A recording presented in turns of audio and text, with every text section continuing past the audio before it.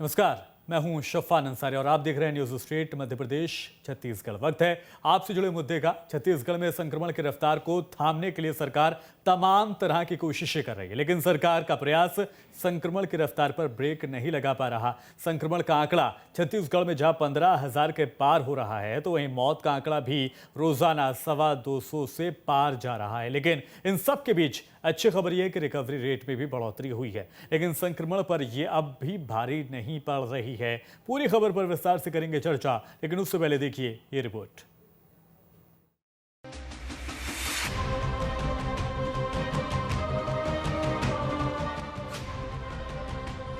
छत्तीसगढ़ में कोरोना की दूसरी लहर कोहराम मचा रही है। शासन और प्रशासन के तमाम प्रयासों के बावजूद संक्रमण की रफ्तार थमने का नाम नहीं ले रही है। प्रदेश में संक्रमितों की संख्या में जहां लगातार इजाफा हो रहा है, वहीं मौत का आंकड़ा भी कम होने का नाम नहीं ले रहा है। वहीं प्रदेश में रिकवरी करने वाले संक्रमितों की संख्या से ज्यादा नए मरीज मिल रहे हैं। 1 मई तक के पिछले 4 दिनों के आंकड़ों पर नजर डालें तो 1 मई को 15,902 नए केस मिले, 13,532 मरीज स्वस्थ हुए, 229 मरीजों की मौत हो गई। 30 अप्रैल को 14,994 नए मरीज मिले, 13,677 मरीज स्वस्थ हुए, 269 मरीजों की मौत हो गई। 29 अप्रैल को 15,804 नए केस मिले, जबकि 16,489 मरीज स्वस्थ हुए और 251 लोगों की मौत हो गई। 28 अप्रैल को 15,563 नए मरीज मिले, 15,506 मरीज रिकवर हुए, जबकि 279 मरीजों की मौत हो गई। प्रदेश के 5 शहरों के संक्रमण के आंकड़ों पर गौर करें तो हालत में ज्यादा सुधार होता नहीं दिख रहा है। रायपुर में 29 अप्रैल को 1414 नए मरीज मिले, 30 अप्रैल को 1118 नए मरीज मिले, 1 मई को 1464 नए केस मिले। बिलासपुर में 29 अप्रैल को 1337, 30 अप्रैल को 1081, 1 मई को 1290 नए केस मिले। दुर्ग में 29 अप्रैल को 1496, 30 अप्रैल को 1310, 1 मई को 1029 नए मरीज मिले। कोरबा में 29 अप्रैल को 1043 नए केस मिले, 30 अप्रैल को 1236 और 1 मई को 1228 नए केस मिले। रायगढ़ में 29 अप्रैल को 1196 नए केस मिले, 30 अप्रैल को 879, 1 मई को 1075 नए केस मिले। प्रदेश में कोरोना के ओवरऑल आंकड़ों पर गौर करें तो 2019 के अनुमान के अनुसार प्रदेश की जनसंख्या 2,87,02,400 है। 1 मई तक प्रदेश में 10 लाख की जनसंख्या पर करीब 2,53,006 टेस्ट हुए। छत्तीसगढ़ में 1 मई तक प्रति 10 लाख की जनसंख्या पर करीब 25,922 संक्रमित मिले। छत्तीसगढ़ में संक्रमण दर की बात करें तो 16.3% रही है। छत्तीसगढ़ में कोरोना से मौत की दर 1.2% रही है। संक्रमण रिकवरी रेट करीब 82.6% है। आंकड़ों से साफ है कि छत्तीसगढ़ सरकार के तमाम प्रयासों पर संक्रमण की तेज रफ्तार भारी पड़ रही है। सरकार ने संक्रमण की रफ्तार को थामने के लिए प्रदेश के कई जिलों में लॉकडाउन लगा रखा है। इसके बावजूद प्रदेश में ना तो संक्रमण कम हो रहा है, ना ही संक्रमण से होने वाले मौतों की संख्या कम हो रही है। रायपुर से आदित्य नामदेव के साथ टीम न्यूज स्टेट।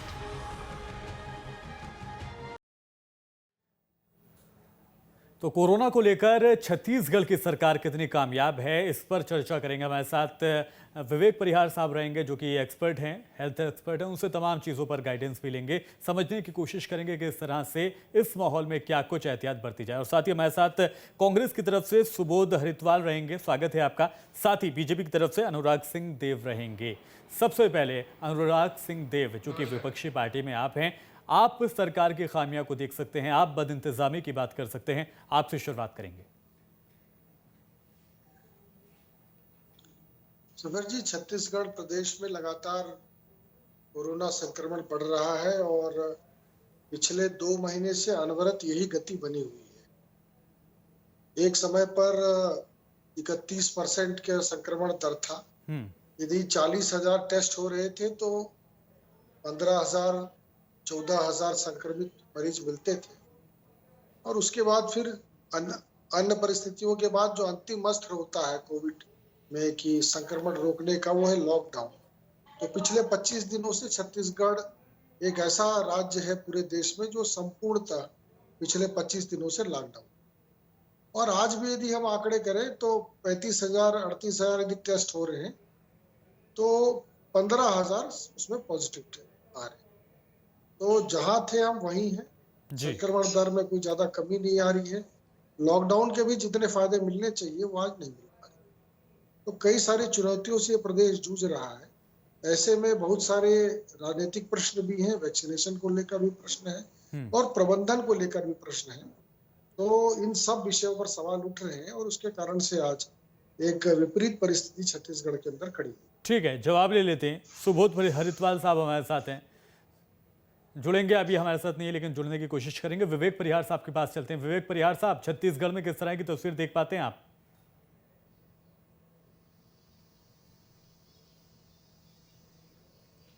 देखिए अंसारी जी, बिल्कुल छत्तीसगढ़ एक ऐसा राज्य है जिसकी सीमाएं जो है कई राज्यों से मिलती हैं। जैसे महाराष्ट्र हो गया, तो वो कहीं ना कहीं जो है मूवमेंट जो हुआ है बहुत ज्यादा पॉपुलेशन का इधर से उधर, तो संक्रमण जो है वो छत्तीसगढ़ में बढ़ने का एक मेन रीजन ये भी है। और मैं आपको बता दूं कि छत्तीसगढ़ में जो है जो ओवरऑल डेवलपमेंट है हॉस्पिटल्स का और हेल्थ डेवलपमेंट है, वो एक सीमित जो है रायपुर और कुछ सिटीज हैं वहीं तक है। तो ये चीजें जो है गवर्नमेंट को ध्यान देना था, लेकिन गवर्नमेंट ने इस चीज पे बिल्कुल भी अवेयर नहीं थी कि ऐसा हो सकता है, सेकेंड वेव आ सकती है और वो इतनी खतरनाक तरीके से जो है लौट के जो है कोविड आ सकता है। ये छत्तीसगढ़ नहीं, कुछ स्टेट और भी हैं, वहां भी ये स्थिति है। तो गवर्नमेंट को इस चीज के लिए तैयार रहना चाहिए था। अभी भी स्थिति ये है कि आप देखेंगे रायपुर में, रायपुर जो राजधानी है, वहां ऑक्सीजन बेड की जो है अवेलेबिलिटी बिल्कुल नहीं है। कई जो है लोगों के फोन जो है भोपाल में मेरे पास आते हैं रायपुर से कि आप ऑक्सीजन बेड जो है रायपुर में हमको दिलवा दें। तो ये भयावह स्थिति अभी भी है रायपुर में बनी हुई है। तो इसके लिए गवर्नमेंट को देखना चाहिए और जो कोविड सेंटर्स जो गवर्नमेंट ने बनाए हैं उनमें ऑक्सीजन बेड्स जो हैं वो लगाना चाहिए, क्योंकि इस समय जो है सारे पेशेंट्स जितने भी आ रहे हैं उनका ऑक्सीजन लेवल जो है वो गिर रहा है। नॉर्मल जो कोविड सेंटर्स के जो बेड्स हैं वो किसी काम के इस समय है नहीं। तो विवेक साहब, जो ऑक्सीजन है उसका क्या हालात हैं अभी छत्तीसगढ़ में? क्योंकि बाकी राज्यों में तो कांग्रेस बहुत चिल्ला कर बोल रही है कि तैयारियां नहीं की गई हैं। छत्तीसगढ़ में जहां उनका राज्य है वहां पर क्या कुछ तैयारियां हैं? क्या वहां पर लोगों को नसीब हो पा रहा है ऑक्सीजन?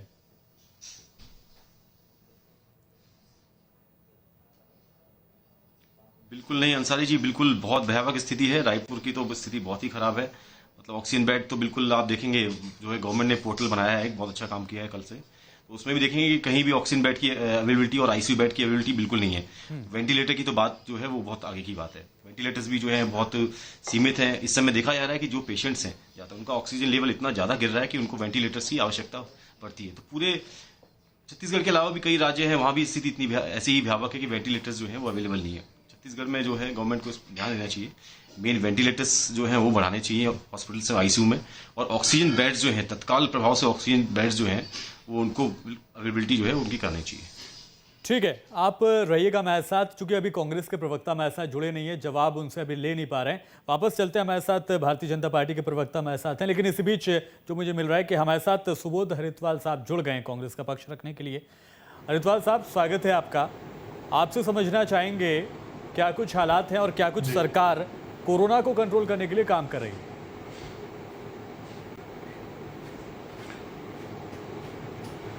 देखिए अंसारी जी, अनुराग भैया जो बात कह रहे थे, हालांकि मैं स्वागत करता हूं, बहुत संयमित तरीके से पहली बार किसी भाजपा प्रवक्ता ने चीजों को रखा। पर मैं अनुराग भैया को बताना चाहता हूं कि जो संक्रमण की दर थी, जो पिछले 10 तारीख जो थी मार्च की, अप्रैल की 10 तारीख से जो संक्रमण की दर बढ़ी थी, वो एक सफल लॉकडाउन के कारण और जिस तरीके से जिला प्रशासन और जनता ने उसको सहयोग दिया, उस सफल लॉकडाउन के कारण आप संक्रमण की दर, भैया के पास शायद आंकड़ों का कुछ गलत हेरफेर था। कल की डेट का अगर आप बात करें तो 60,000 टेस्टिंग हुई थी कल और 15,414 केसेस आए। परसों भी 59,000 टेस्टिंग हुई थी और 14,400 केसेस आए। तो जो संक्रमण की दर 37 से 38% चल रही थी, वो लगभग 23, 24, 25% पर आकर के रुकी है। और जैसा कि न्यूज स्टेट ने भी बताया, अराउंड 85% से ज्यादा जो है वो रिकवरी रेट आ गया है। तो ये अच्छे संकेत है छत्तीसगढ़, अच्छे संकेत जरूर है सुबोध साहब के रिकवरी रेट बढ़ा है, लेकिन संक्रमण का आंकड़ा कम नहीं हो रहा है। ये पूरी खबर भी न्यूज स्टेट ने बताई है कि जो संक्रमण का आंकड़ा है वो कम नहीं हो रहा है, जरूर रिकवरी रेट नहीं। संक्रमण का आंकड़ा अंसारी जी संक्रमण का आंकड़ा भी नहीं, संक्रमण का आंकड़ा भी अगर आप देखेंगे अंसारी जी, तो वो 37% से 24% पर आया है, और वो बहुत बड़ी बात है। मैं तो उसे बहुत बड़ी बात मानता हूँ। रायपुर जो 4000 पे आ रहा था, सर भी बता रहे थे, जो आपके साथ हेल्थ एक्सपर्ट जुड़े हैं, वो भी जो बता रहे थे रायपुर की परिस्थितियां बुरी थी। सर आपको बताऊं, रायपुर एक समय पे 4100 केसेस तक पहुंचा था, और वाकई में हालत बुरी थी। इसलिए सरकार को कड़े कदम उठाने पड़े, लॉकडाउन करना पड़ा, बहुत सारे लोगों को उससे तकलीफ भी हुई, पर ये कदम उठाना पड़ा, और आज उसी का नतीजा है कि रायपुर 1100 के आसपास आकर के रुक गया है।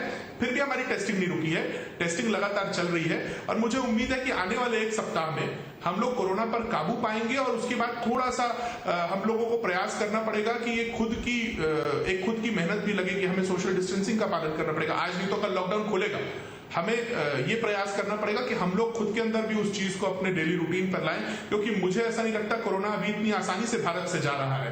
तो नेक्स्ट वेव को आमंत्रित ना करना हो तो हम लोगों को खुद को भी सतर्क रहना पड़ेगा। ठीक है।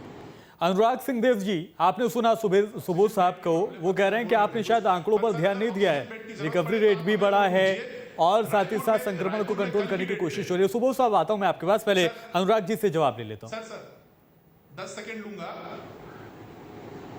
लूंगा। जो हेल्थ एक्सपर्ट आपके जो कह रहे थे कि बेड नहीं मिल रहे हैं और सारी चीजें दिक्कत हो रही है, तो सर जहां 4000 केसेस थे उससे जब 1000 पर आए हैं, तो आज छत्तीसगढ़ के लीडिंग न्यूज़पेपर्स भी आप खोलेंगे तो आपको आज खबर मिलेगी कि 1200 से 1500 बेड एनी टाइम रायपुर में अवेलेबल है। तो और अगर आपको कोई दिक्कत हो, आपत्ति हो, तो मैं खुलेआम इस जिम्मेदार चैनल पर कहता हूं, हम लोग मदद करेंगे। बेड की व्यवस्थाएं हैं, ऑक्सीजन बेड की भी व्यवस्थाएं हैं, वेंटिलेटर की प्रॉब्लम हो रही है, उस पर कोई दो मत नहीं है, उस पर भी सोल्यूशन जारी है, और लगातार लोगों को बचाने का प्रयास भी जारी है। ठीक है अनुराग भैया के आंकड़े मैंने गलत नहीं कहे। ठीक है, अनुराग जी से ले लेते हैं। अनुराग जी, कल का देखेंगे तो 60,000 था। सरकार, कांग्रेस, सुबोध जी अपनी पीठ थपथपा रहे हैं, वो कह रहे हैं कि सब कुछ ठीक है, बेहतर इंतजाम है, रिकवरी रेट बढ़ रहा है, संक्रमण को कम करने की कोशिश हो रही है, लॉकडाउन का भी फायदा मिल रहा है। आप संतुष्ट? देखिए सपर जी, ये एक ऐसा संक्रमण है पूरे दुनिया में कि इसको छुपाने से काम नहीं चलता है। ये तो जितना अधिक आप ढूंढेंगे, जितना अधिक ट्रेसिंग करेंगे, उतना ज्यादा आप इस पर विजय हासिल कर सकते, और यही फंडा है। ये इसी फंडे पर हम आगे बढ़ते हैं, और तभी हमको सफलता मिलती है कहीं ना कहीं जाकर।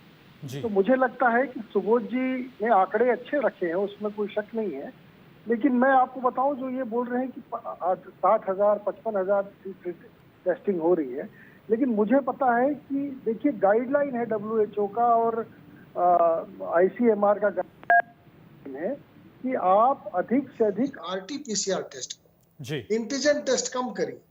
लेकिन छत्तीसगढ़ में ये दुर्भाग्य से ये बड़ी विपरीत स्थिति है कि यहाँ पर आंकड़े बढ़ाने के लिए जो रैपिड टेस्ट है, एंटीजन टेस्ट है, वो ज्यादा किए जा रहे हैं।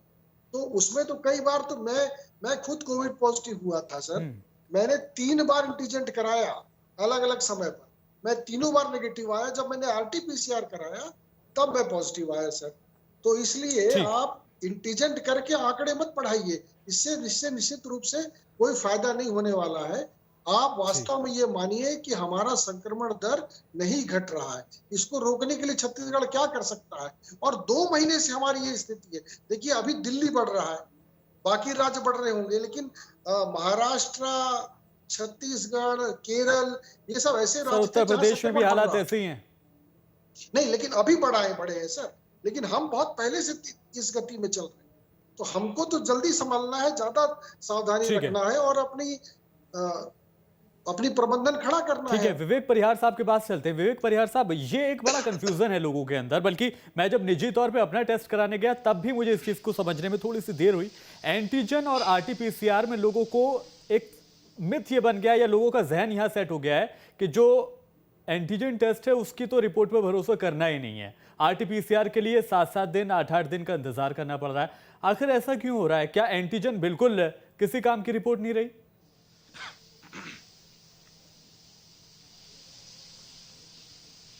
देखिए अंसारी जी, बिल्कुल जो कोविड का वायरस है, जो म्यूटेशन होके वायरस जो आया है, जो यूरोपियन वायरस आया है, यूरोपियन स्ट्रेन है, अफ्रीकन स्ट्रेन है, और चाइनीज स्ट्रेन है, और इंडियन स्ट्रेन, तो ये जो है वो एंटीजन में पकड़ में बिल्कुल नहीं आ रहे हैं। 50% केस में देख रहे हैं कि बिल्कुल पकड़ में नहीं आ रहे हैं।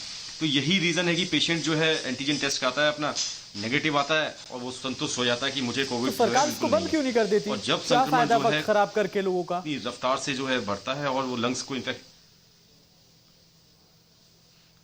बिल्कुल अंसारी जी, इस समय तो एंटीजन टेस्ट जो है बिल्कुल उसको पे बिल्कुल विश्वास करना नहीं चाहिए, क्योंकि इस समय जो है बिल्कुल एंटीजन जो है 50% केसेस में नेगेटिव आ रहा है। इवन कि मैं आपको बोल रहा हूँ इस समय आरटीपीसीआर टेस्ट भी जो है वो भी 10 से लेके 15% लोगों में आरटीपीसीआर भी नेगेटिव आ रहा है। तो कोविड का वायरस ने अपने आप को इस तरीके से ढाल लिया है कि वो इन टेस्टों में पकड़ में नहीं आ रहा है। तो इस समय मैं जनता से अपील करना चाहूंगा कि जनता की स्वयं की जिम्मेदारी है कि वो जो है जब भी इसको कोविड के सिम्टम्स आए, उसको हल्का सा बुखार आए, तत्काल प्रभाव से जो है डॉक्टर की सलाह से ही वो घर में उपचार लें। क्योंकि लोग ये क्या कर रहे हैं, डॉक्टर की सलाह के बिना ही जो कोविड किट है उसका इस्तेमाल कर रहे हैं, और जब वो उनको ऑक्सीजन लेवल उनका गिर जा रहा है उसके बाद ही वो है डॉक्टर को कंसल्ट कर रहे हैं और हॉस्पिटल जा रहे हैं। तो मोर्टलिटी का जो अभी जो छत्तीसगढ़ में जो ज़्यादा है, जो ज़्यादा डेथ्स हो रही हैं, उसका छत्तीसगढ़ और कई राज्य से जहाँ भी डेथ्स हो रही है उसका रीज़न मेन यही है कि लोग जो है खुद से उपचार कर रहे हैं, डॉक्टर की सलाह बिल्कुल ले रहे हैं। तो सबसे मैं बिल्कुल अपील करना चाहूँगा कि कोविड के प्रोटोकॉल्स आप फॉलो करें। कोविड जो है कोई राज्य या विशेष देश कोई कंट्री देख के नहीं आ रहा है, ये बिल्कुल सब जगह जो फैला हुआ है और लोगों की समझदारी से जो कोविड है इसको हम कंट्रोल कर सकते हैं। ठीक है अनुराग सिंह, आप लगातार विपक्षी पार्टी की भूमिका छत्तीसगढ़ में निभा रहे हैं, आप सरकार के काम काज पर नजर भी रखे हुए हैं। लॉकडाउन हो, सख्ती हो, क्या इन तमाम कामों से आप संतुष्ट दिख रहे हैं? क्या राज्य सरकार तमाम काम बेहतर कर रही है?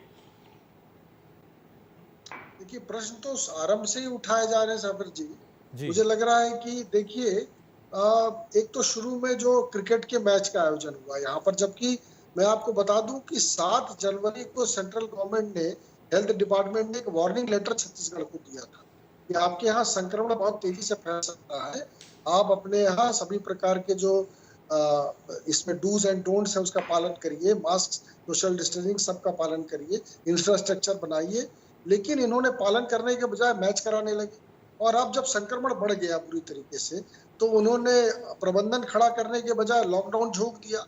अब लॉकडाउन जो अंतिम अस्त्र है वो झोंक दिया, तो आज 25-26 दिनों में आप देखेंगे लगातार लॉकडाउन बढ़ रहा है। अब हम लगभग 1.25 महीने की तरफ बढ़ रहे हैं। तो सर लॉकडाउन तो लगाना पड़ेगा ना, अगर परेशानी हो रही है तो लॉकडाउन तो लगाना पड़ेगा। बाकी राज्य जो हैं जहां भारतीय जनता पार्टी की सरकार है वहां पर भी केंद्र सरकार ने खुद किस तरह से लॉकडाउन लगाया था, तो लॉकडाउन तो एहतियातन लगाना पड़ेगा। देखिए, लॉकडाउन लगाने के लिए एक सिस्टम होता है। लॉकडाउन जब तक आप गरीबों की चिंता नहीं करेंगे, जब तक उनको पिछली बार लॉकडाउन लगा था तो रसोई गैस दिए गए थे फ्री में सबको, उनकी ईंधन की चिंता की थी, खाद्यान्न की चिंता की गई थी, उनके अकाउंट्स में जनधन के खाते में 500-500 रुपए डाले गए थे। तो ऐसे सब प्रकार की चिंता की गई थी। एक टाइम शेड्यूल तय किया गया था कि कब दूध मिलेगा, कब फ्रूट्स मिलेगा, कब क्या मिलेगी, क्या आपूर्ति कैसे होगी। जी, सुबोध जी से ले लेते जा। सुबोध जी, क्या वाकई में पूरे इंतजाम के साथ, पूरी तैयारी के साथ लॉकडाउन आपने नहीं लगाया क्या? लोगों को परेशानी हो रही है? सर देखिए, मैं अनुराग भैया मुझसे सीनियर है और मुझसे ज्यादा राजनीति और समाज सेवा देख चुके हैं। मैं मानता हूं कि उन्हें अपनी आंखें खोलकर ये देखना चाहिए। छत्तीसगढ़ में भी वैसी टाइम टू टाइम सारी व्यवस्थाएं की गई हैं। छत्तीसगढ़ में भी जो अंत्योदय वर्ग है उसको राशन का व्यवस्था जिला प्रशासन द्वारा की जा रही है। और क्या जब मोदी जी ने लॉकडाउन लगाया था और पैदल जो मजदूर अपने घरों के लिए निकले थे तब वो तैयारी की कमी नहीं थी। और आते हैं क्रिकेट मैच पर, मैं राजनीतिक आरोप बिल्कुल नहीं लगाना चाहता हूं किसी भी तरीके का, पर क्रिकेट मैच पर आ जाते हैं अनुराग भैया। सुनील सोनी जी को अपने फोन से फोन कीजिए, क्यों अपने पूरे परिवार के साथ क्रिकेट मैच देखने आए थे, क्यों गए थे, फोटो भी डालते हैं। आपके कम से कम 14 में से 10 विधायक वहां पर मैच देखने आते थे। लेकिन सर अपनी जिम्मेदारी तो मानेगी ना सरकार, राज्य सरकार को समझना तो होगा कि कहीं ना कहीं ये एक गलती रही। जनवरी में अंसारी जी सुबोध जी, नहीं एक बात बताइए ना, गलती तो कहीं ना कहीं हुई है, लोगों की भीड़ तो जमा हो रही थी। 2020 को राहुल गांधी भी बोल रहे थे लॉकडाउन लगा दो। नमस्ते ट्रंप क्यों कराए मोदी जी? क्यों अहमदाबाद और गुजरात जलने लगा अचानक से, पूरे देश में सबसे ज्यादा केसेस आए? तो देखिए, किसी को ये जानकारी नहीं एक बात मुझे बता दीजिए, आपने राहुल गांधी का जिक्र कर दिया, आपने नमस्ते ट्रंप का जिक्र कर दिया, दूसरों की गलती बताने से क्या आप अपनी गलती को छुपा लेंगे? चलिए छत्तीसगढ़ में मैच करा देते हैं और पूरे प्रदेश को संक्रमित कर देते हैं। सर किसी को अपना घर जलता अच्छा नहीं लगता, ना हमें, अब मुझे नहीं लगता ना मोदी जी को। कोई भी व्यक्ति अपने पूरे संयम के साथ और पूरी समझदारी के साथ काम करता है। छत्तीसगढ़ की सरकार बहुत संवेदनशीलता से इस मैटर को डील कर रही है और मुझे विश्वास है आने वाले 1 से 1.5 सप्ताह में या बहुत ज्यादा होगा तो 15 दिनों में हम लोग काबू भी पाएंगे और जनता को जागरूक भी करेंगे। वैक्सीनेशन की ड्राइव को भी सबसे ज्यादा ठीक है। अनुराग सिंह जी, जब मैच करा रही थी राज्य सरकार तब आप कहां थे? तब आपने विरोध क्यों नहीं किया? वो जो नाम बता रहे हैं कि वो परिवार के साथ लोग आपकी पार्टी के पहुंचे थे मैच देखने के लिए, तस्वीरें खिंचवाने के लिए, तब आपने विरोध क्यों नहीं किया? सुनील सोनी जी को फोन लगाइए, क्यों पूरे परिवार के साथ मैच देखने आए थे, क्यों विरोध नहीं किए? रायपुर के सांसद हैं, क्यों विरोध नहीं किए सुनील? मैं सिर्फ क्यों पूरे खानदान के साथ मैच देखने आए? और आज यदि मान लीजिए पूरा, ठीक है, सुबोध जी सुन लेते हैं, अनुराग जी को सुन लेते हैं जी। इन्होंने फ्री पास बांट के महाराष्ट्र जो हमारा बॉर्डर प्रदेश है वहां से लेके पूरे प्रदेश भर से लोगों को बुलाया। वहां 50,000 लोग इकट्ठे हुए। चूंकि रायपुर में लोकल जो एमपी हैं वो सुनील सोनी जी हैं रायपुर शहर के, इसलिए उनको भी आमंत्रित किया गया, तो वो भी गए होंगे निश्चित रूप से, मैं इससे इनकार नहीं करता हूं। लेकिन जो भी गया है वो गलत किया है और सरकार ने आयोजन करके उससे भी बड़ी गलती की है सर, इसमें कोई दो राय की बात नहीं है। अब मैं वही बता रहा हूँ आपको कि ये अपनी गलती छुपाने के बजाय कांग्रेस के लोग, सुबोध जी मेरे छोटे भाई हैं, लेकिन मैं एक बात उनको कहना चाहता हूँ कि कांग्रेस के लोग अपनी गलती को छुपाने के लिए केंद्र के ऊपर ठीकरा फोड़ना चाहते हैं। इनके स्वास्थ्य मंत्री जो है वैक्सीन और कोवैक्सीन में राजनीति करने लगे, बोले कोविशील्ड ठीक है, कोवैक्सीन खराब है, ले जाइए आप अपनी के, हम नहीं लगाएंगे इसको, जब तक ट्रिपल ट्रायल नहीं होगा तब तक हम कुछ नहीं। ठीक है सुबोध जी, तो इस प्रकार की बहुत संक्षेप में आपसे समझना चाहूंगा, वैक्सीनेशन को लेकर क्या कुछ कर रही है राज्य की सरकार आपकी? देखिए, वैक्सीन पर अनुराग भैया वैक्सीन पर हम 100 बार बोल चुके हैं, अगर ट्रायल नहीं होगा तो हम अपनी जनता को नहीं लगाएंगे। उस पर जब संतुष्टि मिली तब उन्होंने लगाने का फैसला भी ले लिया। ऐसी बात नहीं है कि वैक्सीन को रिजेक्ट किया, उन्होंने सिर्फ इतना कहा कि जनता को वो कोई चीज नहीं लगाएंगे जिसका कोई ट्रायल नहीं हुआ। लेकिन सर पूरे देश में लगाई जा रही है ना सुबोध जी, पूरे देश में लग रही है, अब तो तमाम जगहों पर लग रही है, जो लोग मुखालफत कर रहे थे वो भी लगवा रहे हैं। तो देखिए, हर व्यक्ति के व्यूज अलग हो सकते हैं अंसारी जी। व्यूज क्या राज्य के हिसाब से चेंज हो जाते हैं क्या? मेरी और आपके व्यूज मिले, जरूरी नहीं है, तो हो सकता है छत्तीसगढ़ के स्वास्थ्य मंत्री जी ने स्वयं वैक्सीन बिल्कुल नहीं होते, लेकिन टेक्नोलॉजी के हिसाब से जरूर चेंज होते हैं। अगर महाराज साहब को ये लग रहा था कि कोवैक्सीन का नहीं हुआ है तो नहीं हुआ है, बात खत्म हो गई थी। वो बीजेपी कब तक उसको लेकर के चलेगी मुझे समझ नहीं आता। शायद अनुराग भैया का लोकल इशू है इसलिए फिर उठ गया, कोई दिक्कत नहीं है, वो आरोप लगाने के लिए। स्वास्थ्य मंत्री जी ने स्वयं वैक्सीन नहीं लगाई है, आपका मंत्रिमंडल के आदेश कहना चाहूंगा कि छत्तीसगढ़ के लोग बहुत समझदार है। मैं मंत्रिमंडल के सदस्यों में लगवा लिए भैया, बहुत ज्यादा लोगों ने लगवा लिए। विवेक परिहार साहब आपके पास चलता हूँ, बहुत छोटे सा जवाब आपसे लूंगा, वक्त की मेरे पास बहुत कमी है। विवेक परिहार साहब, ये जो क्रिकेट लीग हुई थी कितनी ज्यादा जिम्मेदार रही कोरोना के विस्फोट को बढ़ाने में? चूंकि छत्तीसगढ़ का नाम जब आ रहा है, संक्रमण की बात जब हो रही है, तो क्रिकेट का नाम जरूर आ रहा है कि इस लीग की वजह से संक्रमण फैला।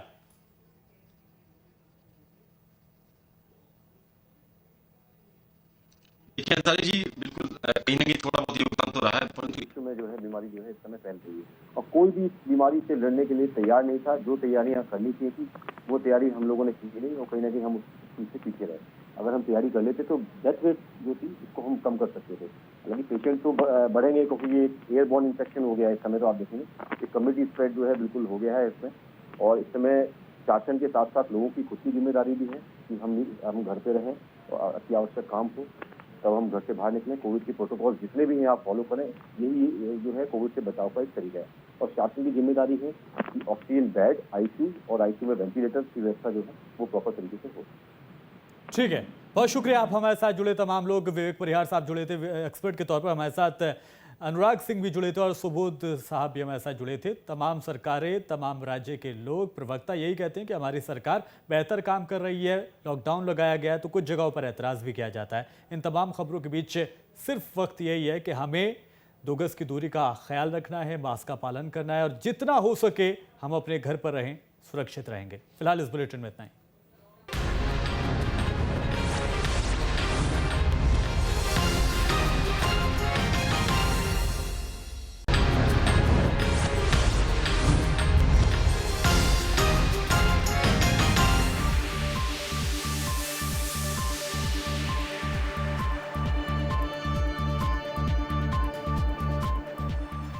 नमस्कार, स्वागत है आपका। न्यूज स्ट्रीट देख रहे हैं आप, मैं हूं आपके साथ शफान अंसारी। शुरुआत करेंगे आपके मुद्दे की। नमस्कार, वक्त है आपसे जुड़े उन मुद्दों की बात करने का जिसके चर्चा होना जरूरी है। मध्य प्रदेश में कोरोना के खिलाफ युद्ध जारी है। ऐसे में सरकारी, प्रशासनिक और जनता कोशिशें भी लोगों की रंग लाती नजर आ रही हैं। प्रदेश में जहां लॉकडाउन के चलते संक्रमण दर कम होती दिखाई दे रही है, तो साथ ही कोरोना से रिकवर करने वाले लोगों की संख्या में भी इजाफा हो रहा है। सरकार के प्रयास का सबसे ज्यादा असर भोपाल में दिख रहा है, जहां संक्रमण दर में 13% तक कमी आई है। वहीं इसके मुकाबले इंदौर और जबलपुर में ये जो रेट है वो बढ़ा नहीं है। वहीं रिकवरी दर संक्रमण पर भारी तो पड़ ही रही है, लेकिन भोपाल के मुकाबले संक्रमण कम होता नहीं दिखाई दे रहा। सभी मुद्दों पर करेंगे चर्चा, लेकिन उससे पहले एक रिपोर्ट।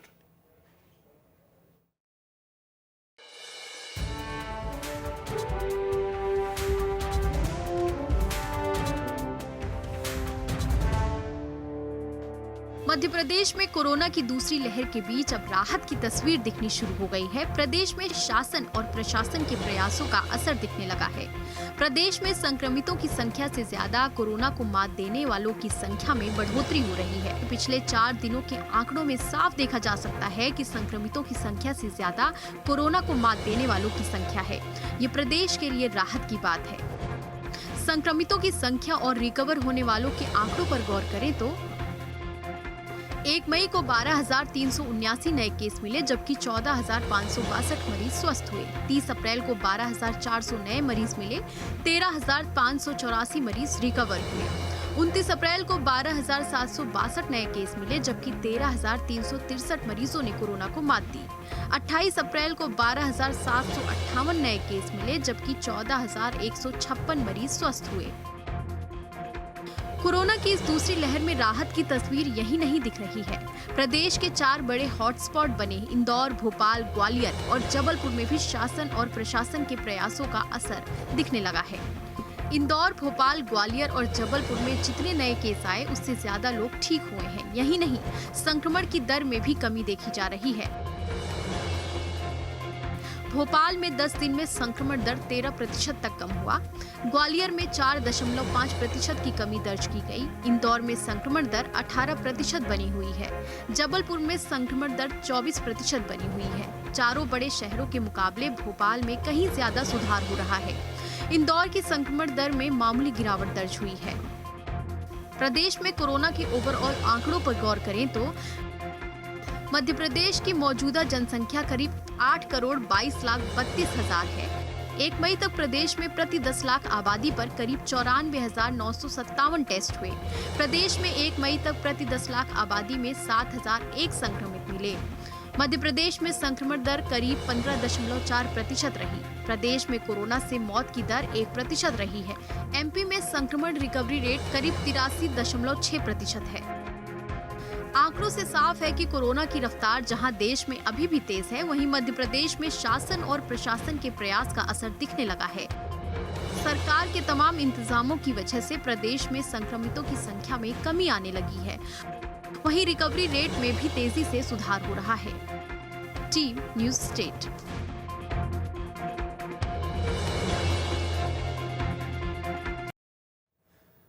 तो आपके मुद्दे में इन तमाम मुद्दों को लेकर सबसे बात कोरोना को लेकर ही चर्चा करेंगे। हमारे साथ तमाम मेहमान हमारे साथ जुड़ गए हैं। तारुफ आपका करा दें। हमारे साथ हेल्थ एक्सपर्ट रहेंगे जिनका नाम है विवेक परिहार, स्वागत है आपका। हमारे साथ रहेंगे धैर्यवर्धन शर्मा जो हमारे साथ जुड़ेंगे। इसके अलावा कांग्रेस का पक्ष रखने के लिए हमारे साथ अमानुल खान रहेंगे, इनका भी स्वागत है। सबसे पहले चलते हैं एक्सपर्ट की बात।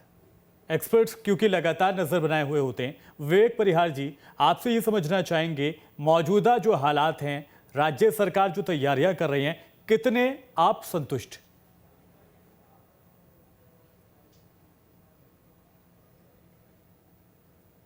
देखिए शफान जी, बिल्कुल जो पिछले कुछ दिनों में जो राज्य सरकार द्वारा प्रयास किया जा रहा है वो वाकई में काबिल तारीफ है। और हर आदमी जो है, हर प्रशासन का हर आदमी अपने स्तर पे इतनी मेहनत कर रहा है कि मैं आपको क्या बताऊं।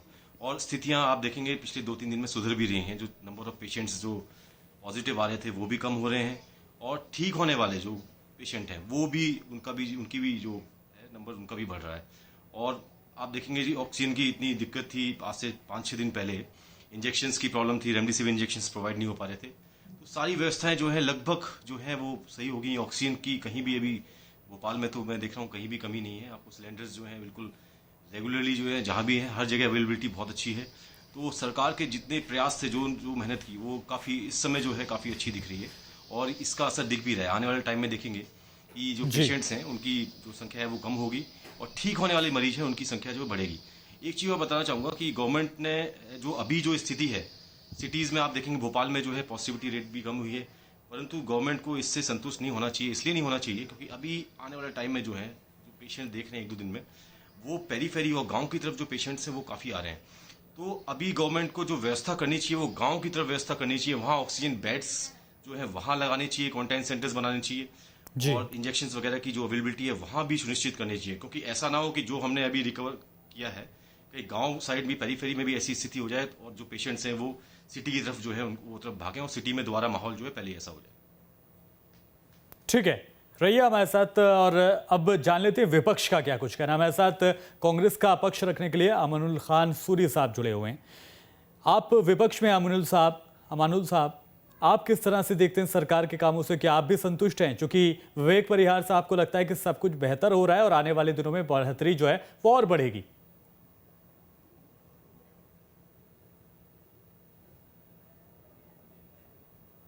देखिए अंसारी जी, सबसे पहले तो अभी सूचना मिली है कि कांग्रेस पार्टी के वरिष्ठ विधायक पूर्व मंत्री बृजेंद्र सिंह राठौड़ साहब का निधन कोरोना के चलते हो गया है। तो मैं आपके चैनल के माध्यम से उनको श्रद्धा सुमन पेश करना चाहूंगा और उनके परिवार को ईश्वर संबल प्रदान करे, ये आशा करूंगा। दूसरी बात, जो सवाल आपने पूछा, आज इस तरह की विकट स्थिति आ गई कि सरकार के आंकड़ों पे तो किसी का विश्वास है ही नहीं।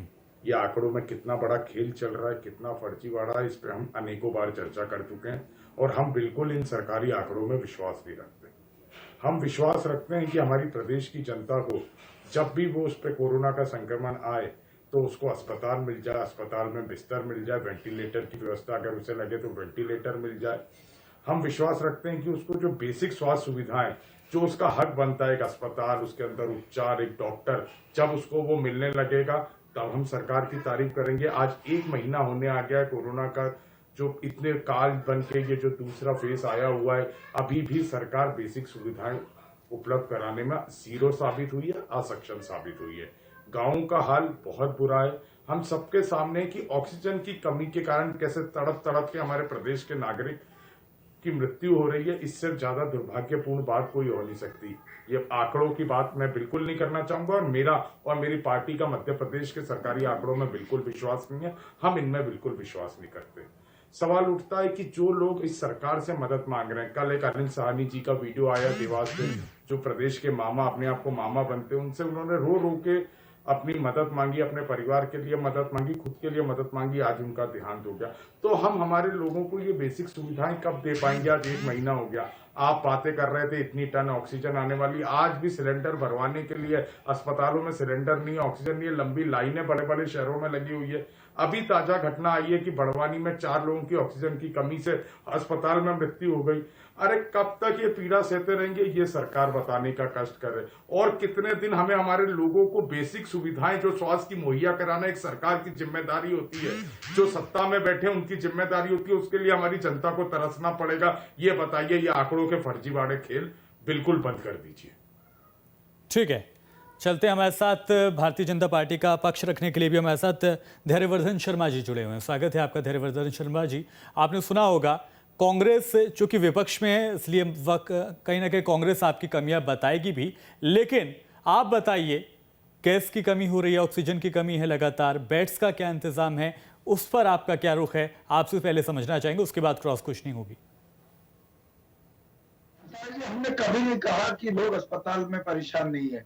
हमने कभी नहीं कहा कि लोगों को कोरोना से बीमारी नहीं हो रही है। हमने ये भी नहीं कहा कि कैजुअलिटी नहीं हो रही है।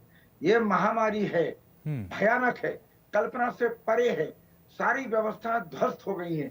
इसके बावजूद भी चाहे शिवराज सिंह जी की सरकार हो, चाहे मोदी सरकार हो, आकाश पाताल एक करके ऑक्सीजन ला रहे हैं। दूर देशों से भी ला रहे हैं, भारत के कोने कोने से प्लांट से ऑक्सीजन ला रहे हैं। सरकार ने स्पष्ट कर दिया है कि जो उद्योग धंधों के लिए ऑक्सीजन बनाई जा रही थी, उसको इस समय रोक करके मेडिकल हेल्प के लिए अस्पतालों में लोगों की जान बचाने के लिए भेजी जानी चाहिए। रेल पे कंटेनर्स को चढ़ा करके ला रहे हैं। हवाई जहाज से, एरोप्लेन से खाली कंटेनर वहां लेकर के पहुंचाए जा रहे हैं। क्रायोजेनिक इंजन, क्रायोजेनिक टेक्नोलॉजी के जो टैंकर्स हैं, जो उस लिक्विड ऑक्सीजन को लाकर आ पाते हैं, उनको विदेशों से भी मंगाया जा रहा है। जहां से संभव हो वहां से जतन किया जा रहा है। इसलिए स्थिति थोड़ी नियंत्रण में दिखाई पड़ रही है। धैर्यवर्धन जी कह रहे हैं कि रेल के सहारे आ रही है, हवाई जहाज के रास्ते आ रही है और सड़कों के रास्ते भी गैस आ रही है, लेकिन सर लोगों तक नहीं पहुंच रही है गैस। नहीं, ये कैसे कह रहे हैं कि आप लोगों तक नहीं पहुंच पा रही?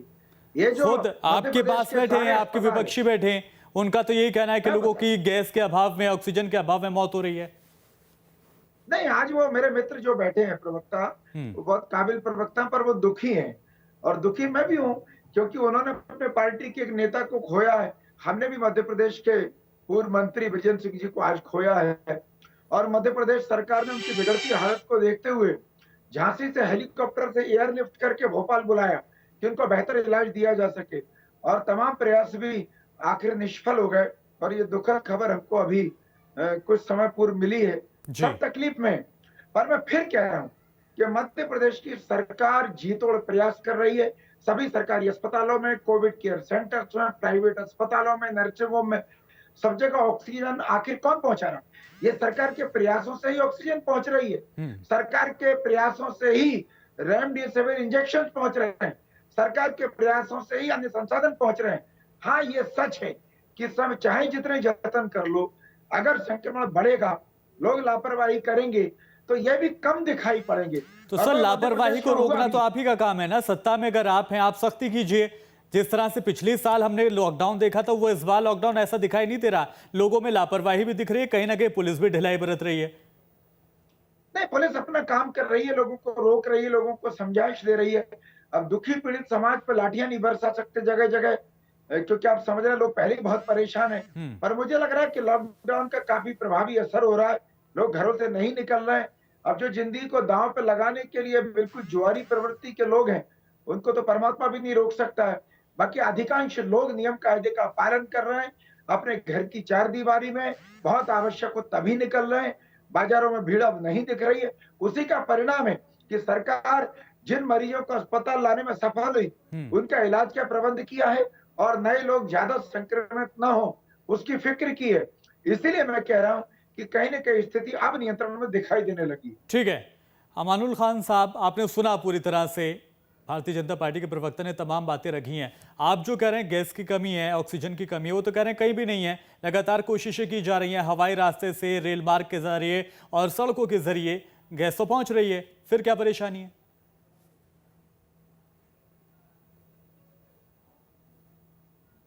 देखिए, वो कह रहे हैं प्रबंध किया जा रहा है, पर वो पूर्ति नहीं कर पा रहे हैं। हमारे लोग ऑक्सीजन की कमी से मर रहे हैं। मैं ये नहीं बोल रहा प्रबंध किया जा रहा है, पर ये प्रबंध जब क्यों किया जा रहा है जब लोग मर रहे हैं? एक साल में क्यों नहीं किया? क्यों घोषणावीर मुख्यमंत्री ने बंबई में ऑक्सीजन प्लांट की बात पिछले एक साल पहले कही थी, जब पहला चक्र आया था कोरोना का, और आज तक उसकी बाउंड्री वॉल नहीं बन के उस प्लांट की तैयार हुई? आज सारे मंत्री, भारतीय जनता पार्टी के केंद्र के मंत्रियों, राज्य के मंत्रियों, स्वयं मुख्यमंत्रियों इतने ऑक्सीजन प्लांट की घोषणा कर रहे हैं कि ऐसा लग रहा है कि आने वाले समय में हमें हर कॉलोनी में उसका पर्सनल ऑक्सीजन प्लांट देखने को मिलेगा। कब तक ये घोषणाएं चलेंगी? क्यों एक साल पहले बंबई में जो ऑक्सीजन प्लांट की घोषणा मान्यवर शिवराज सिंह चौहान ने की थी, आज तक उसकी बाउंड्री वॉल नहीं बनी। दूसरी, मेरे मित्र ने ये बात का सवाल का जवाब चाहूंगा। दूसरा, मेरे मित्र ने प्रशासन को लेकर बात की, उस बात से मैं भी सहमत हूं। पिछले लॉकडाउन से बेहतर व्यवस्था इस बार प्रशासन की है। लोगों को सामान की पूर्ति मिल रही है, लोग जरूरी चीजें ले पा रहे हैं। इस चीज से मैं सहमत हूं। पिछला लॉकडाउन सक्सेसफुल नहीं था, ये बेहतर है। पर इस समय जरूरत पुलिस प्रशासन और हेल्थ वर्कर की तारीफ तो जितनी की जाए कम है, क्योंकि यही, 1 मिनट अंसारी जी कंप्लीट होने दीजिए, बीच में मत इंटरप्ट कीजिए, क्योंकि यही मामा ने इनको पिछली बार बेवकूफ बनाया। सारे कोरोना वॉरियर्स को कहा था कि 10,000 रुपए देंगे, आज तक वो 10,000 रुपए कोरोना वॉरियर्स को नहीं दिए गए। क्यों घोषणा कर करके, झूठ बोल बोल के उन लोगों से भी झूठ बोला जो आपके लिए, हमारे लिए लड़ाई लड़ रहे थे पिछली बार भी। हम चाहते हैं स्वास्थ्य सुविधाओं पे फोकस हो, आदमी को अस्पताल मिलना चाहिए, कोई बीमार हो उसको वहां इंजेक्शन मिलना चाहिए, ऑक्सीजन की कमी से हमारे और भाई नहीं मरने चाहिए। धैर्यवर्धन जी जिस जिले से आते हैं उस जिले में भी ऑक्सीजन की कमी से एक मृत्यु हुई है शिवपुरी में। तो तो मैं कॉन्ट्राडिक्ट नहीं करना चाहता, मुझे समय बता दीजिए। 1 महीने से हमारे प्रदेश के भाई बहन मर रहे हैं ऑक्सीजन की कमी से, कब तक और मरेंगे? कब आपके हॉस्पिटल में आ जाएगी पूरी ऑक्सीजन हेलीकॉप्टर के माध्यम से? वो बताने का कष्ट कर दें कि इस दिन से एक भी मृत्यु ऑक्सीजन, रेमडेसिविर और अस्पताल और स्वास्थ्य सुविधाओं के अभाव में नहीं होगी। ये मुझे जानना है। हर्षवर्धन जी, जवाब दे दीजिए। आपके विपक्षी सवाल कर रहे हैं, एक चीज को वो मान रहे हैं कि पिछले साल के मुकाबले इस साल लॉकडाउन खासा बेहतर है, प्रशासन ने तमाम तैयारियां जो की हैं वो भी दिखाई दे रही हैं, लेकिन वो सवाल ये कर रहे हैं जो तैयारी आपने की थी ऑक्सीजन प्लांट की, जो पहले की जा रही थी, उसकी चारदीवारी तक नहीं हुई है। इस तरह से सिर्फ घोषणाओं से काम नहीं चलेगा ना सर? देखिए, मैं उनकी सदाशयता की उनकी तारीफ करूंगा, उनका धन्यवाद ज्ञापित करूंगा, पर हम जिस news channel news state MPCG पर बात कर रहे हैं, कांग्रेस के प्रवक्ताओं को संतुलित होकर इसलिए बोलना चाहिए कि यह बात छत्तीसगढ़ के श्रोता और दर्शक भी सुन रहे हैं लगातार जी। वो वहां के लोग भी जानना चाह रहे हैं कि आपकी राज्य सरकार ने मोदी जी से पैसा आ जाने के बाद भी ऑक्सीजन प्लांट क्यों नहीं लगा पाया? क्यों छत्तीसगढ़ में लोग मध्य प्रदेश से ज्यादा मौत के मुंह में जा रहे हैं? ये बहुत सारी बातें हैं। इसलिए मित्र, ये महामारी है, ये आकस्मिक व्यवस्था ध्वस्त हुई है। ये ऑक्सीजन प्लांट की प्रक्रिया प्रारंभ हो गई थी, पर किसी को भी, देखिए मैं फिर नम्रता पूर्वक कह रहा हूँ, राजनीति करने के लिए कोई भी कर सकता है, उसको हम नहीं रोक सकते, पर हिंदुस्तान के टॉप मोस्ट वायरोलॉजिस्ट, चिकित्सा शास्त्री, जानकार लोग, कोई भी ये नहीं कह पा रहा था कि इतना भयानक, इतना मारक ये कोरोना दोबारा से लौट आएगा और इतनी ज्यादा मॉर्टेलिटी हमें देखने को मिलेगी। अब तो समय भी नहीं मिल रहा लोगों के लिए, लोगों को ऑक्सीजन लगाया जा रहा है, लोगों को रेमडेसिविर लगा रहे हैं, पर एक स्टेज को पार करके अगर लोगों को फेफड़ों में इन्फेक्शन हो गया तो उनको बमुश्किल बचाया जा रहा है। पर इसके बावजूद भी हजारों लाखों लोग उन्हीं सरकारी अस्पतालों में उन्हीं डॉक्टर्स के हाथों से अपना इलाज करा करके घर वापस भी आ रहे हैं। इसलिए समय पे थोड़ा संयमित रहिए, थोड़ा शांति रखिए, थोड़ा सहयोग कीजिए। ठीक है, हमारे साथ हेल्थ एक्सपर्ट भी जुड़े हुए हैं। विवेक परिहार साहब, आपकी बात आना चाहूंगा। लगातार हम ये देख रहे हैं कि विदेशों तक से ऑक्सीजन मंगाई जा रही है, लेकिन अभी हॉस्पिटल्स तक किस तरह से पहुंच पा रही है, मुझे लगता है ये बेहतर आप बता पाएंगे, क्योंकि आपकी नज़र रहती है, आपके लिंक्स होते हैं। तो आपसे समझना चाहूंगा कि अब वाकई आपूर्ति हो रही है या कहीं ना कहीं कमी है, लोगों में परेशानी किस तरह की है, समझना चाहेंगे आपसे।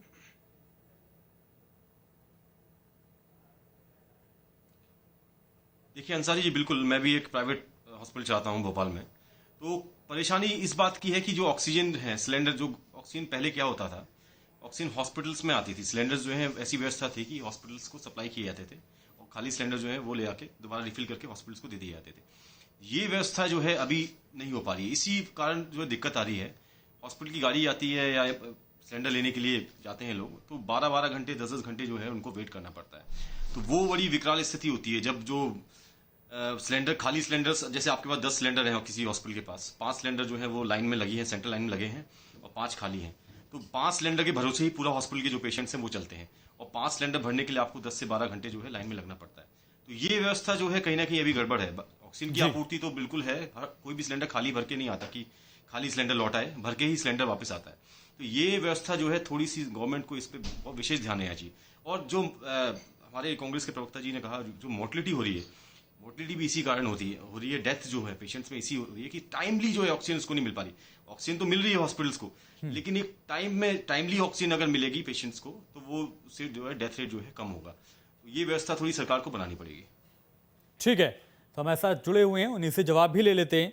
देवर्धन शर्मा साहब, अभी व्यवस्था बनाने की बात सामने आ रही है और इस बात को आप भी इनकार नहीं कर सकते कि कहीं ना कहीं अव्यवस्था तो है और यही वजह है कि मौतों का जो आंकड़ा है वो भी बढ़ रहा है। देखिए, देश के अधिकांश लोग आज भी नहीं जानते कि लिक्विड ऑक्सीजन को परिवहन करने में, ट्रांसपोर्टेशन में क्या क्या दिक्कतें आती जी। ये कोई पानी के टैंकर में भर कर नहीं ला सकते कि प्लास्टिक की कैन में भर करके ले आए। हम सब जानते हैं कि लिक्विड ऑक्सीजन के लिए या तो सिलेंडर्स में लाया जाता है या फिर क्रायोजेनिक टेक्नोलॉजी के अलग प्रकार के टैंकर्स होते हैं जो एक निश्चित वायु दाब को सहन करने की उनमें क्षमता होती है, उनमें ही उनको लाया जा सकता है। मानुल खान साहब, आऊंगा मैं आपके पास, जवाब लेने फिर आ रहा हूं। इसीलिए मैं आपके चैनल के माध्यम से लोगों को एक बात और बता देना चाहता हूं। अभी कई लोगों के मन में एक भ्रम और है कि वायुसेना के विमान खाली टैंकर्स को लेकर के फैक्ट्री पर छोड़ रहे हैं, तो उनको भरा हुआ लेकर के क्यों नहीं आ रहे? भरा हुआ लेकर के इसलिए नहीं आ पा रहे हैं कि जो पृथ्वी के निचली लेयर पर दबाव है, जब लिक्विड ऑक्सीजन उसमें भर करके हवाई जहाज में आएगा और वायुमंडल में इतना सैकड़ों किलोमीटर की ऊंचाई पर जब वो होगा, तो वहां वो विमान के लिए भी खतरनाक हो जाएगा और वो विस्फोटक स्थिति भी बन सकती है। इसलिए हमारी मजबूरी है कि ऑक्सीजन को उसके प्रोटोकॉल के तहत ही लाना पड़ रहा है और उसको ला करके जो बेहतर से बेहतर जो प्रबंध किया जा सकता है उसके तहत हम अस्पतालों में पहुंचा रहे हैं। ठीक है, अमानुल खान साहब अब बताइए।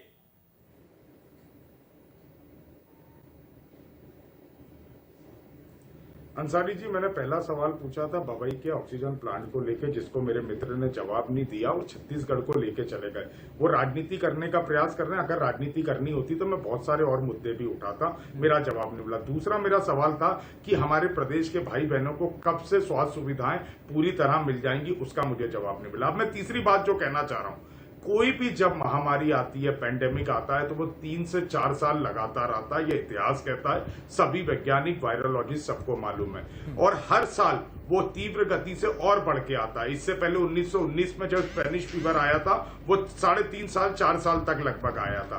तो फिर जब सरकार के पास इतने बड़े वैज्ञानिक थे, इतनी चीजें थी, क्यों तैयारी नहीं थी? चाहे केंद्र की सरकार हो, राज्य की सरकार हो, क्यों हमारी जनता को मरने के लिए छोड़ दिया? क्यों नहीं तैयारी की गई? क्यों उस तरह की तैयारी नहीं रखी गई कि अगले साल अभी और आना है, यही कोरोना और तेजी से आएगा और भयंकर आएगा? क्योंकि लगातार 3 साल आता है, ये इतिहास में दर्ज है चीजें। ये विफलताओं की जिम्मेदारी कौन है? इतनी लोगों की जो जान गई है, इसकी जिम्मेदारी कौन लेगा? कौन जिम्मेदार है? ये मुझे जवाब चाहिए। देखिए, मैं फिर वही कह रहा हूँ, आप एक काबिल डॉक्टर भी हैं कांग्रेस के प्रवक्ता के साथ साथ, आप ये सब जो बातें उठा रही है छत्तीसगढ़ सरकार पर, लेकिन सर छत्तीसगढ़ में नहीं चाहिए थे धर्मवर्धन साहब। आपसे जवाब ये किया जा रहा है कि पूरा 1 साल हमें मिला था, पूरा 1 साल हमें मिला था, क्यों नहीं तैयारी की गई? ना तो केंद्र सरकार की तरफ से या राज्य सरकार की तरफ से। छत्तीसगढ़ पर हम जाएंगे, लेकिन मध्य प्रदेश में क्या हालात हैं, केंद्र ने क्या तैयारी की, उस पर जवाबदेही तो आप ही की बनेगी। मैं आपको बता रहा हूँ कि बाबई में अभी प्लांट का काम शुरू हुआ था और अचानक से महामारी ने भयंकर रूप धारण कर लिया। पर इसको देखते हुए सरकार अब जो जतन कर सकती है, अधिकतम प्रयास कर रही है। सरकार ने अभी झांसी के पास एक हॉस्पिटल को अधिकृत किया क्योंकि उसमें ऑक्सीजन प्लांट था। अभी मंडीदीप के पास ऑक्सीजन प्लांट चालू कराया है। अभी मालनपुर का ऑक्सीजन प्लांट भी चालू हो रहा है। बहुत सारे जतन सरकार कर रही, चाहे विदेशों से ऑक्सीजन मंगा रही हो, चाहे झारखंड और उड़ीसा से, बोकारो से, अन्य स्थानों से ऑक्सीजन मंगा रही हो, चाहे मध्य प्रदेश में ऑक्सीजन जनरेट करने का प्रयास कर रही हो। सरकार चौतरफा प्रयास कर रही है, थोड़ा सा संयम रखने की आवश्यकता है। ठीक है, विवेक परिहार जी जुड़े हुए हैं हमारे पास। आता हूं सर आपके पास। विवेक परिहार जी, क्या वाकई में 1 साल हमें मिला था? और जिस तरह से 1 मिनट लूंगा, सिर्फ 1 मिनट। ठीक है अमानुल खान जी। अंसारी जी 1 मिनट। ठीक है अमानुल खान। अंसारी जी, अभी पूरे सभी लोग समाचार पत्रों में पढ़ रहे होंगे, नंदुरबार के कलेक्टर के बारे में। महाराष्ट्र में एक जिला आता है कि वो दिसंबर के महीने से उन्होंने इस कोविड की तैयारी में लग गए थे, अस्पताल और ऑक्सीजन की व्यवस्था में। ये विजन चाहिए था हमको हमारी सरकार से। आज नंदुरबार जिले के अंदर ऑक्सीजन की कमी नहीं है, अस्पताल में मरीजों को इलाज मिल रहा है। ये विजन हमारी अमानुल खान साहब, ये जवाब मैं लेना चाह रहा था विवेक परिहार जी से। विवेक परिहार हमारे पास एक्सपर्ट के तौर पर नागरिक है, हमारा स्वास्थ्य सेवाओं को लेके हक है, और हमारे हक हमको क्यों नहीं मिल रहा है? इन मौतों का जिम्मेदार कौन है? ठीक है, आ रहा हूं मैं आपके पास। लेकिन विवेक परिहार जी, क्या वाकई में सरकार 1 साल में सेकंड स्ट्रेन के खतरे को नहीं समझ पाई क्या? जो इस वक्त ऐसी महामारी फैली हुई है, लोगों की मौत का आंकड़ा लगातार बढ़ता जा रहा है, कहीं ना कहीं सरकार इस पर विफल तो रही है।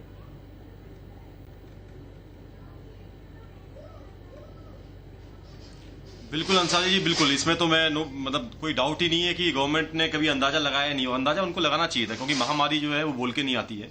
इतना समय हमारे पास था कि हम ऑक्सीजन बेड्स जो हैं उसकी अवेलेबिलिटी जो है इतनी कर सकते थे कि इतनी मोर्टेलिटी नहीं होती। लेकिन और ऑक्सीजन प्लांट जो है, जो लास्ट ईयर जिस चीज की हमारे मुख्यमंत्री जी ने भी कहा था और भी जा सकता है कि कई जगह बोला था, सरकार पूरी तरह बिल्कुल ध्यान दिया नहीं गया, खतरे को नहीं समझ पाई। बहुत शुक्रिया, आप हमारे साथ जुड़े। विवेक परिहार हमारे साथ जुड़े थे, हमारे साथ अमानुल खान साहब जुड़े थे जो कांग्रेस का पक्ष यहाँ पर रख रहे थे, और धैर्यवर्धन शर्मा भी जुड़े थे। फिलहाल इस बुलेटिन में इतना ही।